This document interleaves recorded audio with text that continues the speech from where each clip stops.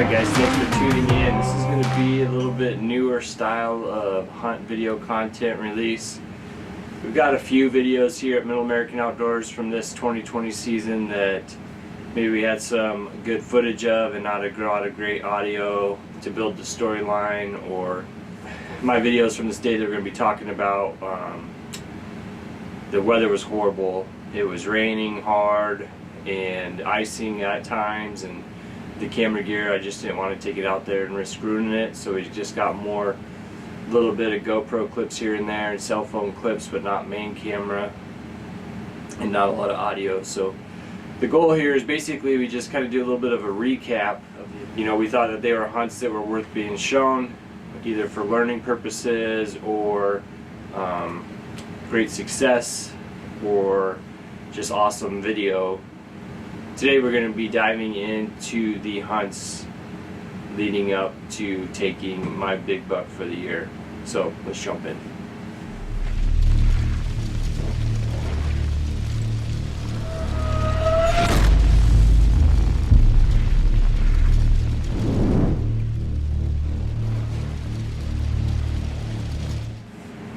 Alright guys, like I said, we're going to be jumping into part 1 of my November 9th of 2020, and in part 1 basically we're going to go over kind of leading up to the hunt where I was able to take the big buck. This was during Rut-Vacation. Part 2 is a 5-day stretch of hunting for me, and it kicked off on November 7th with the videos here that you had seen previously. On November 7th I did an all-day hunt. The problem with that weekend was the winds were going to be blowing 20-30 miles an hour pretty consistently with 50-mile-an-hour gusts all day the 7th and all day again on the 8th. So on the 7th I tried to ground hunt, as you had seen, and I kind of bounced around. I ended up in a tree for the evening of that all-day hunt. It was rather unsuccessful. We were battling the winds for sure that entire day. So going into November 8th, I had spoken with my buddy, and we had gotten access to some lease ground that we'd both been wanting to hunt. It bordered up against some public land along the river, and I had been fortunate enough to use it for access in the past, but had never been allowed to hunt it, and this would be the first time we were going to get out and hunt it together. So we went on the 8th to do a little boots on the ground light scouting, trying not to pressure it too much, figuring with that wind blowing so hard and not seeing any deer the day before, we could probably get out there and do a little bit without getting busted up. Yeah, so we went out and we worked together. We got him a stand set up from the X stand backcountry backpack set, which I was hunting with last year's videos. I had taken it down out of the piece the night before, loaded it up, we headed out there, and we kind of kayaked everything down the creek to get back into this property, and got his stand set up along what looked like a really good funnel. The deer were just using a low spot like a dried creek bed, and there's just a lot of rubs on that, little willow bushes in that dried up creek bed, and you could see cut trail very clearly, no cattle in this area. And then I set up on the other side of the creek. We had hunted this piece maybe a week or so prior, and we saw a lot of action along the creek as I was in a tree stand further up the creek. So we moved down closer to the dried creek beds, and I set up in a nice tree right on the corner, maybe 300 yards straight east of where my buddy was. And we sat out. You know, we had great vantage points, and we thought, you know, at least we'd be able to get some intel of what's going on. Knew it was going to be raining that day, so we got into rain gear. I didn't have any good rain gear at the time, so I actually went out to the local Baumgars here, Tractor Supply shop in town, and bought a $20 set of rain slicks. And then to break up the noise, I went ahead and covered it with a leafy suit. Alright guys, we are checking in on, let's see, Monday, November 9th. We're peak right here. It's a little warm still this morning here in Nebraska. As you can see, we're down on the river piece. This is a deer about a week ago. And had good deer action. No shots. See a shooter we're targeting. The public back here behind me. He gets pushed out again. My buddy's just down this tree line. This tree just outside the public. We got a scar set up on the other riverbank, kind of a high spot. Anywhere out here, we'll be able to catch sight of him, bring somebody in. And there's just a ton of buck sign. You can see here, I mean, I'm setting up right over some scrapes. Just a ton of rubs and scrapes. It's supposed to start storming and pouring rain all day, off and on. We're planning on sending it out, so have some good luck. Ben smoked one last night in Iowa, so got us off to a start here from American Outdoors. Hopefully keep it rolling today. As we were sitting that morning, we weren't seeing a ton of action. We saw maybe a doe and a fawn come out of the trees and cross the creek far from us. And then I was just kind of glassing around, and I looked about 350 yards to my east, even further from my buddy, and it was actually across the property line down there, and I see a big buck. I about start shaking from 400 yards away, and I watched this big buck for most of the morning. It's probably a good 2 hours of watching him.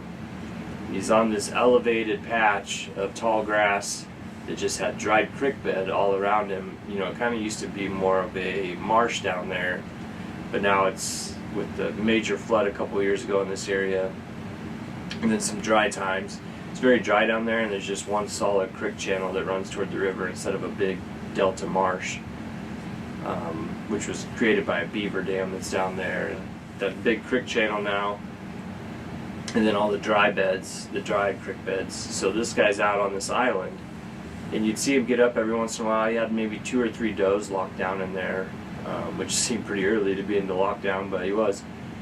And after you'd seen him, he's easy to see with your naked eye. I took a picture of him here, and to show my wife what we were watching. And that's with the cell phone from 350 yards away. Obviously you just see a little speck there, but that's him. He's bedded down, just head and neck above the grass, looking around, just like you'd expect with the big mature buck. Every once in a while I'd get up and he'd walk to the edge of that island and he'd bump little bucks out. We wouldn't see the little bucks until he went over and bumped them out. His does occasionally would wander off, and there's only one time we saw him come out of the island, and as one of his does had wandered off, and a smaller buck was getting after that doe, and so he got up and ran over there, chased that small buck off, and then he just went straight back to his island and bedded down again, and that doe eventually made her way back to him. And yeah, we just watched him and watched him and watched him, and then maybe 2-3 hours into our hunt, the wind shifted, and we knew it was going to, according to the forecast, but we went from a 20-mile-an-hour south wind to 20-25 mile an hour north wind, like that. It was crazy. Leaves just flying off the tree after that major shift.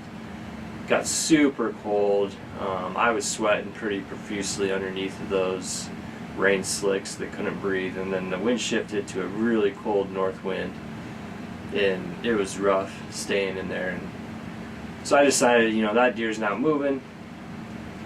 It's getting really cold. My buddy's ready to get down and maybe head for lunch, so I talk him into, I'm going to try to put a stock on this thing just to see what happens. I don't do that often. We used to spot and stock muleys out west, but I haven't done it much with whitetail here in the east. It's been mostly tree stand action. So I get down, I leave a GoPro running so you can get a little bit of footage of me, and I've done my best to waterproof the session on my head, so I have a little head camera. With that strong north wind, I'll show you the map up here. I thought, I'd break to the west a little and I'd follow that creek bed where I could stay down low, and I'd get all the way to the river, which would be south of the buck, and then I would just follow the river bank, and there are places on the river bank where I can get low and worked my way along. Unfortunately, there was some cliffs into the river, so at some points I had to come up and kind of worm my way through the thick willow beds, and it turns out there's a lot of deer bedded in there. So even though I was south of them and the wind was blowing 25 miles an hour, I'd actually end up getting right up on them without knowing they were there, and then maybe not even knowing I was there. And maybe you can see here, walked right up on this little buck, this little basket buck and some does, and they busted out of there within 20 yards of me before, you know, either of us realized the other was there. And buddy was watching me from his tree, and you can see he's got some clips of me here from his cell phone going down along the creek. So anyway, my buddy is watching too, and he is able to see, you know, maybe 8 younger deer come skirting out of the willow bedding on the riverbank. But that's a good only halfway to the target buck I'm going towards, so I keep moving along, and I try to get just due south of him on the boundary line, and then start cutting up north.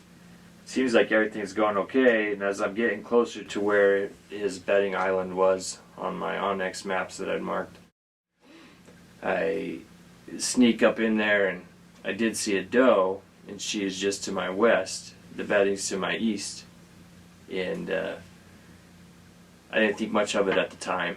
But that doe, again, I got up pretty close to her without her hearing or seeing me, and then she skirted off pretty cautiously, and I got to where I had a good vantage point of the bed, the island, and I got down into some willow thicket where I could watch and got the bow ready, and I looked around, I didn't see him anywhere over there on the island, and that's again to my east, so I'm facing directly east. After about 2 or 3 minutes, I hear something right behind me back to my west, and as I turn my head, that buck is right there within 20 yards looking right at me.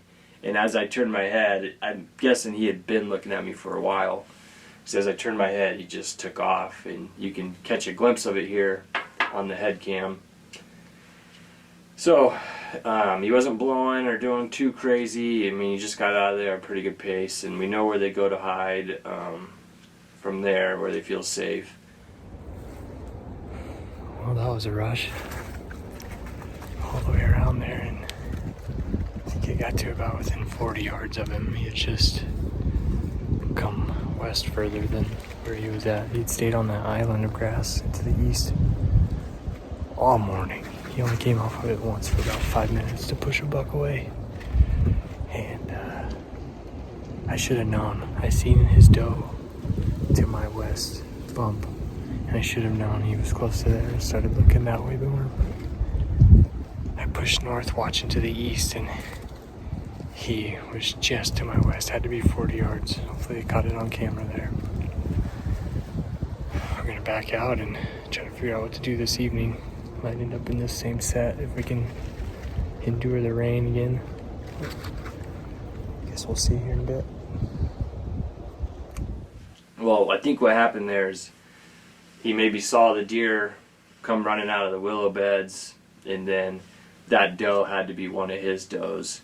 And if he didn't see those deer, he definitely saw that doe run away, even though, you know, his bedding was to my east in front of me and she was to the west behind me. I think he saw all that movement, and that brought him off the island in caution, and he ended up behind me, which was on the property I could shoot him on. Unfortunately, I just, lesson learned there, I should have been looking 360 a lot more. I had my eyes focused on that island, and I was actually able to slip right in between him and his island. And I didn't know he was behind me, and yeah, that's how it happens. You know, part of the benefit of such a windy day is they don't hear me moving so well, but then I certainly don't hear them moving at all. So then we head home, and he ends up having to work that afternoon, and I'm debating what I'm going to do. So I just head out, and even on the way there, I can't decide whether I'm going to go back to the stand I was in, if I'm going to go sit in the stand that he was in, if I'm going to go sit in my set stand over on the public piece.